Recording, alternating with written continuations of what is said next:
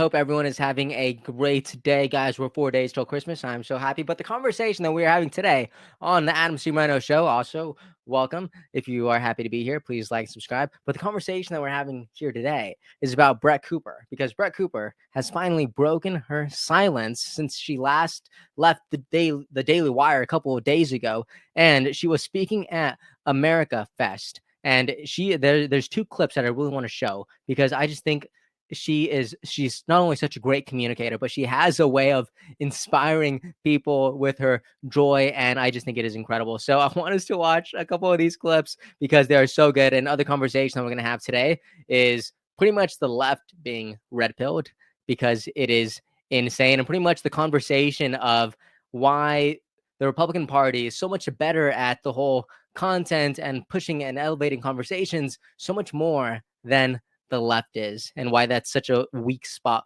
for them. Okay, let's go ahead and watch this clip. It is so good. There you go. As I navigate life, I have had to learn that individual friends come and go, politicians will come and go, people will disappoint you, and sometimes alliances shift. The figures that I once trusted might fall short. Everyone goes through this. It's not just me.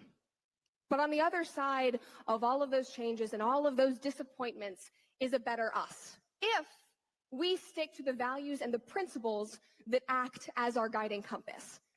Our values, our faith, our families are the bedrock of our lives. They are the constants that keep us grounded amidst the chaos. They are our anchors that remind us who we are and why we fight for what we do.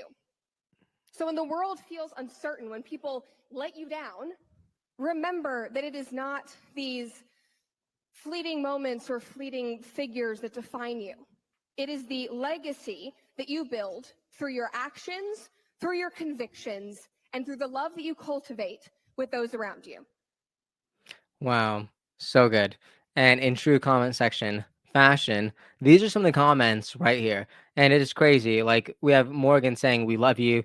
Brett Cooper. We have Brittany Hugo Boom saying, "A team Brett."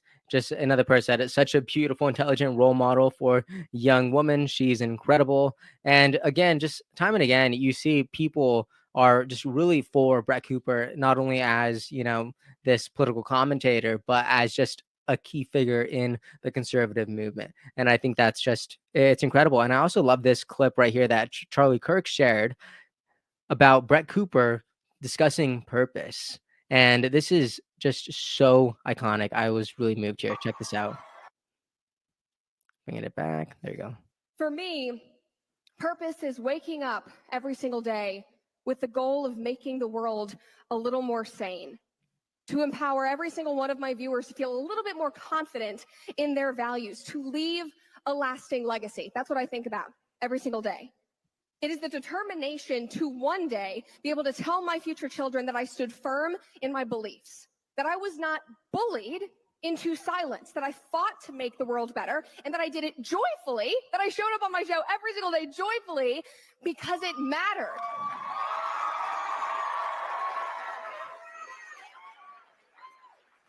And that is the kind of purpose that makes you literally unshakable. No matter what storms come your way, whether they are personal or professional or political, that keeps you rooted.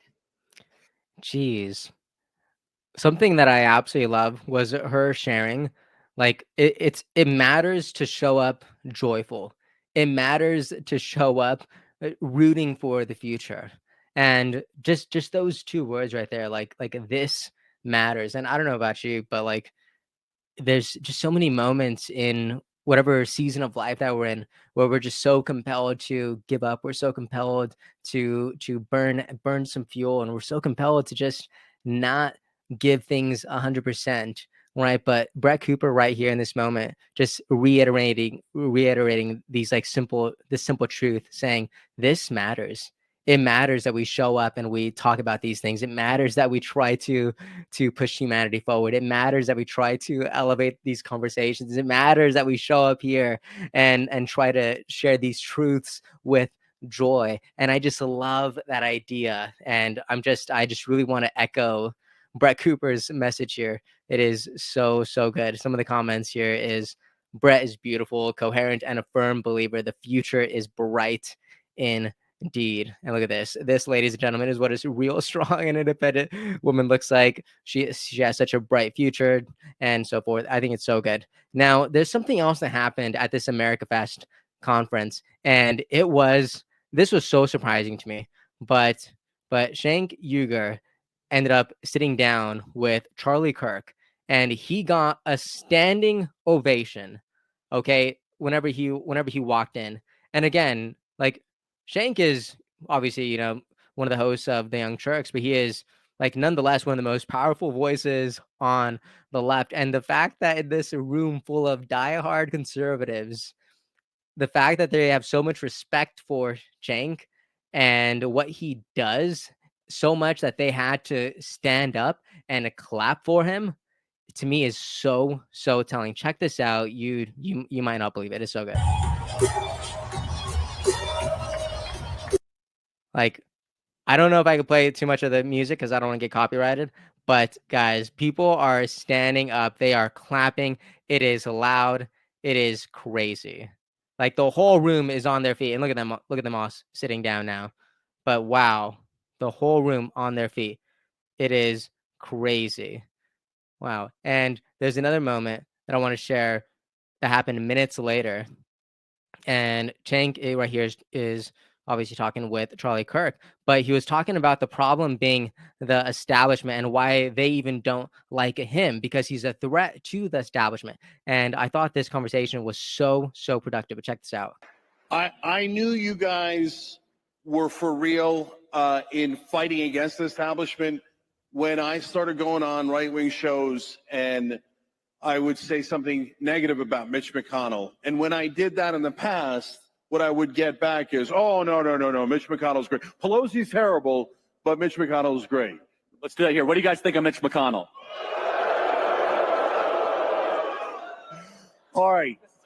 Yes, I love that. So look, for my left-wing friends that are watching out there, they just booed Mitch McConnell. That's a great thing, okay? And let's do one more. What do you guys think about Dick Cheney? My left-wing friends out there, we have been waiting for the right-wing populists to boo Mitch McConnell and Dick Cheney our whole lives. Take the win. Take the win. And this is why I am getting just more and more respect for Cenk moving forward, just because like for a while he's obviously called out like the left pretty much like this entire time, but the fact that he is so transparent about these things and he admires the right for certain things that they do, and he just condemns the left for so much of the bad that they do. He's just this figure of transparency and a balanced news commentary, and I just really appreciate it. But he says something else that I think is really good. Check this out. Now, what we need to do in the Democratic Party is we need to do likewise. We need to have a revolt against the Joe Bidens, the Kamala Harrises, and the Nancy Pelosi's.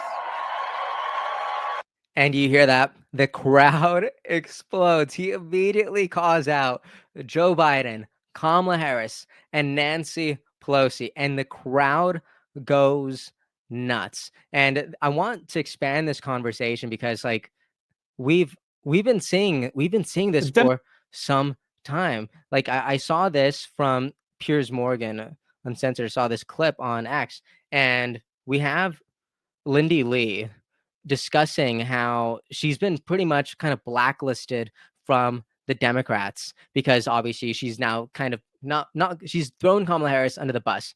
It's wild. But look at this. I'll play a little bit of this. This past week has been harrowing for me. This Saturday, I went on Fox and Friends and I said that Democrats have a stench of loser hanging over them. Yeah. As soon as I said that, there were boycott campaigns against me, unblock, unfollow campaigns. I lost 40,000 followers. Really?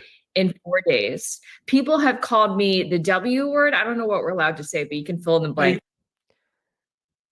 All right. Definitely not going to share that because I don't like that. But I'm skipping ahead because I love what she says moving forward. Check this out. And it's even worse because they pretend to occupy the moral high ground. They pretend to be, so loving and caring and embracing of diversity. But all of a sudden, when I dare to utter any criticisms of the goddess, Kamala Harris, I get ostracized. Me, after having raised tens of millions of dollars for the party, my donors are pissed. They raised $2.5 billion across Super PAC in the campaign. It's my responsibility. It's my duty of care to ask what the hell happened with that money? Why did we spend it? Why did we spend millions of dollars on 5-star hotels for campaign staffers? Why did we spend $500,000 essentially bribing Al Sharpton moments before he interviewed Kamala? These are legitimate questions, but no, in the cult, you can't ask questions. You hear that? In the Democratic Party, you can't ask questions. And this is once again proving the point that the Democratic Party they're not the party of ideas. How could you elevate the conversation if you cannot have the conversation? That is so good. I'm going to tweet that later. All right. How could you elevate the conversation if you can't even have the conversation? If you can't deconstruct the conversation? If you can't even ask simple questions that actually move you to some sort of answer or alignment or agreement? It is wild. But personally, I'm happy that these conversations are being had because so many people on the left and so many people on the right, so many independents, this entire election were saying like there seems to be some sort of disconnect. It's like, I don't know if I agree with entirely what everybody says on the right, but I know that I don't stand for the things on the left because the left isn't even having the conversation. Like maybe I'm not completing in the conversation with the right, but I know that the left is completely ignoring it. And that baffles me. That bothers me way more than anything else. It's crazy. Speaking of conversations, real quick, guys, again, I have the newsletter. We have amazing conversations here. I think right now I'm sending things about like once or twice a week straight to your inbox where we go ahead and have the same, very similar conversations as we do on the channel, but I send them straight to your inbox and it's exciting. We just passed 400 subscribers and I'm so happy about it. My latest article is right here from December 18th. It was titled "The Gap is Closing with Robert F. Kennedy Jr." And I really like that conversation. So if you want to go ahead and check that out, even if you don't want to subscribe, if you just want to check out that article, you totally can. Now, again, having this conversation, seeing the people on the left criticizing the left it's not just Cenk or it's not just a Lindy Lee. It's even YouTubers that I sometimes admire, like David Pakman on the David Pakman Show. Like he recently posted this video saying, "I met with President Biden, and here's the truth." Obviously, I clicked on it. Right, that's a great title, but he said something here that I think again kind of expands this conversation of why the rights machine works and why the left's is broken. So check this out. It is really good. I spoke very candidly with everybody about what the right is doing correctly, how they build community. One of the things we've seen post-election is that everybody who has been in the kind of Trump media ecosystem, they're all part of a very clear community. They're hanging out by the pool at Mar-a-Lago. They're obviously going to have significant access to Trump and top administration officials once they are sworn in. Comparatively, I expressed this was not to President Biden. We only had about 15 minutes with President Biden, all 10 of us. But we had 2 hours total, plus then a lunch for a smaller group of us. I expressed my frustrations. As you all know, this is not anything that I've not been public about before, where when we want to have Pete Buttigieg on, the Secretary of Transportation, or when we've asked for interviews with others, we are either ignored or put into a sort of scheduling black hole where you're asked, what questions will you be asking? To which I always say, I'm not going to tell you that. That's not how we do interviews.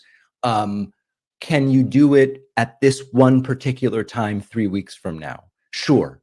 And then 3 days before, it's rescheduled. And then it's rescheduled again. And by the time we finally get to the interview, everybody's exhausted from the whole thing. They tell you you get 9 minutes. And it's not good for anybody. It doesn't build community. It doesn't give us an opportunity to actually build relationships with these people. Nobody's happy with the interview. It doesn't do well. And it just benefits nobody. It's just an exercise in frustration. And there we go. Once again, proving what I just said, that the left or the right is at least committed to having the conversation, and the left is just absent. And again, you cannot elevate the conversation if you refuse to have the conversation. And in this example with David Pakman, he's just really good at explaining that the left just is committed to being absent in these critical conversations, or at least taking so many softballs, right? Like, no, I don't want to. I'm not going to commit to an hour. I'm not going to commit to 2 hours, like, or 3 hours on Joe Rogan, but I'll give you 20 minutes, with Britt Baer, right? And it's like, it's just this. It's so much. You're so much in the shadows, and you can't get anywhere. It's so sad. And I saw a very similar thing being shared on Patrick Bet-David's podcast. He actually shared this from Stephanie Rule, because apparently Stephanie Rule was sitting down with someone and she was sharing this story about President Trump. And after his rally at Madison Square Garden, she went and she called him. And I want you to look at this story because it is really, really good. Check this out. Trump had that crazy rally at Madison Square Garden. Oh, wow, yeah. I Garbage. rolled the dice and I called him on the phone. Watch this. And he answered. Of course he did. Of course. Look at the guy. What'd he say? And I wasn't calling to chit chat. I said, Mr. President, this is Stephanie Rule. You made a lot of comments last night, blah, blah, blah, blah. And it was not an on the record conversation. Long story, so I'm not going to get into what he said, but I called for one reason. I said, you just said a whole bunch of public things. I'd like to sit down for an interview with you. We got 5 days before the election. So we didn't get into anything. There's nothing for me to report. I called him and said, I want an interview with you. Obviously, he said no. But my point is, I was able to get to him by dialing his phone. Right. Now, that might be completely ape shit, and you're like, I can't believe people know this guy's phone number. Yeah. But the reverse of that, if I were to want to connect with VP Harris or President Biden, there's 50 people between me and that. I could write a note that maybe could get to somebody, then through Pony Express and a pigeon, something might end up in a mailbox. That is embarrassing. And I called DJT to say, yo, can I have an interview? He told me to go fuck myself, but I still was able to connect with him. Yeah. But he still picked up. And there we go. Like, moral of that story is really reiterating the whole core of this conversation, or at least this part of the video, which is, again, at least the right is committed to having the conversation while the left is committed to being absent and not having it. And how are you gonna elevate the conversation if you don't even want to be part of the conversation? You see what I mean? So I feel like my point was made through a lot of these clips, and I just think I think it's good. Anyways, that's pretty much all I have prepared. Let me know what you thought about this video or thought about this conversation. One thing happened today that I thought was really cool. YouTube sent me a beanie. Isn't this awesome? Right. I think this just says that what we're doing here is like really special. We're having these incredible conversations with incredible people, and even YouTube is like, you know what? Let's throw them a bone. Let's send this guy a beanie. And I think that is great. But real quick, let me know what you thought about this clip with Brett Cooper is just speaking very eloquently to pushing forward Joy, finally breaking her silence about the Daily Wire, not speaking about the Daily Wire, but still speaking well about this movement and MAGA and just this conservative party. And I think exciting things are coming for the future. And I'm really excited about what Brett Cooper is doing. And honestly, I also want to make a video about the new comment section with Reagan, because I feel like Reagan is just being so hated on, and it really bothers me, as someone who doesn't like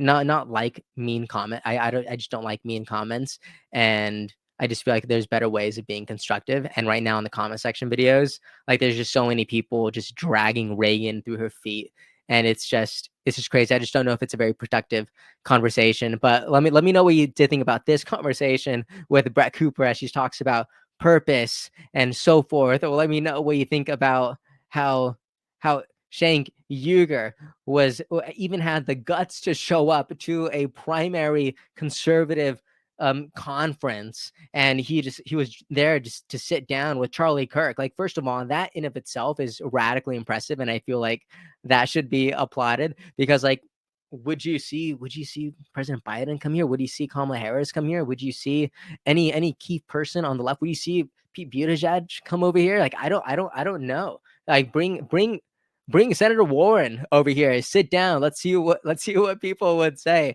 I want to see it, really. And let me know what you think about this other kind of extended conversation we had about the Democratic Party and their lack, or actually their sheer commitment of not being part of the conversations that are so critical to this country and just to the American people. And through that conversation through Lindy Lee, but also through David Pakman, and also through Stephanie Rule and Patrick Bet David. I think this is a really interesting time, and I do think we're going to be seeing a lot of things change within the Democratic Party, because something that David Pakman shared in his show was that he let President Biden know that the Democratic Party needs to be for independent media, and they actually need to be part of that conversation, and they need to remove so much of this stranglehold, right? So I think that's good. I do think things are going to be changing, but the President Biden's administration isn't the next Democratic Party's administration, so who knows what's going to happen. But one thing is for sure is that people aren't talking about this, or people are talking about this more than they've ever had before. And when people talk about something at this scale, usually good things happen, because again, this is the conversation, right? And when more and more people talk about it, we elevate it, we bring it higher, we raise and elevate consciousness, and I think that is good. I think that's how you push humanity forward. Anyways, that's the end of this video. Let me know what you think about those conversations. Thank you so much for watching, and I will see you all next time, guys. 4 days till Christmas. Soak it all in. I'm watching Home Alone tonight. It is going to be so much fun. Okay, hope you guys have a good day, and I will see you all tomorrow. Oh, and I love you all, and Merry Christmas. Episode's over already? Jeez, that was fast. Well, they say beautiful things do not last forever, but feel free to watch and listen to another one of these episodes if you're interested in those conversations as well. Also, this next part is huge. Make sure to obliterate that like and subscribe button and turn on the notification bell so you never skip a beat. I also have a newsletter where we dive into the news, politics, and ideas that shape our future. If you're interested in signing up, I'd really appreciate that. Anyways, that's the end of this episode. Thank you so much for watching and listening, and I'll see you next time.